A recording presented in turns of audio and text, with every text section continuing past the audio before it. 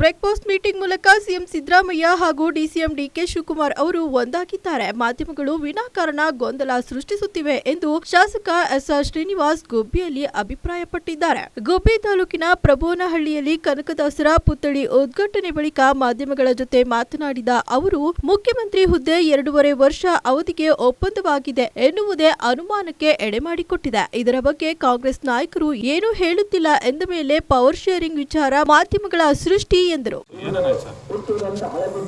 ಮಧ್ಯದಲ್ಲೂ ಅವ್ರು ಹಂಗೆ ಅವ್ರೆ ಎಲ್ಲ ಕ್ರಿಯೇಟ್ ಮಾಡೋದು ನೀವು ಮಾಡಿದ್ರೆ ಅಷ್ಟೇ.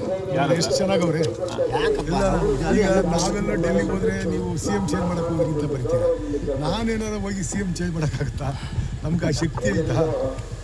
ಈ ಥರ ಎಲ್ಲ ಪ್ರಚಾರ ಮಾಡಿ ಮಾಡಿ ಮಾಡಿ ಗೊಂದಲ ಸೃಷ್ಟಿಯಾಗಿತ್ತಷ್ಟೇ. ಅದಕ್ಕೆ ನಿವಾರಣೆ ಮಾಡ್ತಕ್ಕಂಥ ಕೆಲಸವನ್ನು ಸರಿಯಾದ ರೀತಿಯಲ್ಲಿ ಮಾಡಿದ್ದಾರೆ. ಈಗ ರಾಹುಲ್ ಗಾಂಧಿ ಅವರು ಡಿಸೆಂಬರ್ ಫಸ್ಟ್ ವೀಕಲ್ಲಿ ಮೀಟಿಂಗ್ ಕರೆದು ಸರಿ ಮಾಡ್ತೀವಿ ಅಂತ ಮತ್ತೆ ಇವತ್ತು ಹೇಳಿಕೆ ಕೊಟ್ಟಿದ್ದಾರೆ. ಯಾರು ತಾವು ಹೇಳಿವ್ರಿ? ಪತ್ರಿಕಾಗೋಷ್ಠಿ ಹೇಳಿಕೆ ಇದೆ ಒಂದು, ನನಗೆ ಗೊತ್ತಿಲ್ಲ, ಅದ್ರ ಬಗ್ಗೆ ನನಗೇನು ಐಡಿಯಾ ಇಲ್ಲ.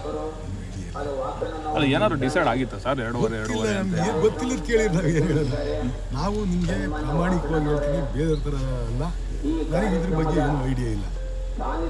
ಯಾರು ಮಾತಾಡ್ಯವ್ರಿ, ಎಲ್ಲಿ ಮಾತಾಡ್ಯವ್ರಿ ಯಾರಿಗೂ ಗೊತ್ತಿಲ್ಲ. ಸುಮ್ಮನೆ ಊಹಾಪೋಹ ಮಾತಾಡೋದು.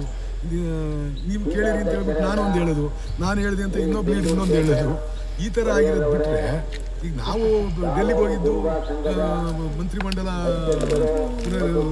ನಿಲ್ಲಿಸ್ತಾರೆ ಅಂತಂದ್ರು, ನಾವು ಒಂದು ಕೇಳೋಣ ಅಂತ ಹೇಳ್ಬಿಟ್ಟು ಹೋದು. ನಾವಿನ್ನೂ ಅಲ್ಲಿ ಹೋಗಿ ಇಳಿಯೋದೇ ಥರ ನಿಮ್ಮ ಪೇಪರಾಗೆ ಎಲ್ಲ ಕಡೆ ಬರ್ತೈತೆ. ತಿರ್ಗಾ ಯಾರನ್ನೂ ಮೀಟ್ ಮಾಡೋಕ್ಕಾಗಿಲ್ಲ, ಎದ್ಕೊಂಡು ವಾಪಸ್ ಏನಾದ್ರು ಮಂತ್ರಿಮಂಡಲ ಈಗ ಬೆಳಗಾಮಲ್ಲಿ ಏನಾದ್ರು ಅಧಿವೇಶನದಲ್ಲಿ ಏನಾದ್ರು ಬದಲಾಗ್ಬೋದು ಅಂತ ಒಂದು ಸುದ್ದಿ ಇದೆ. ಏನು ಮಾಡಿದ್ರೆ CM DCM ಮಾಡಬೇಕು, ಹೈಕಮಾಂಡ್. ಸೊ ನಿನ್ನೆ NDA ಮುಖಂಡರುಗಳು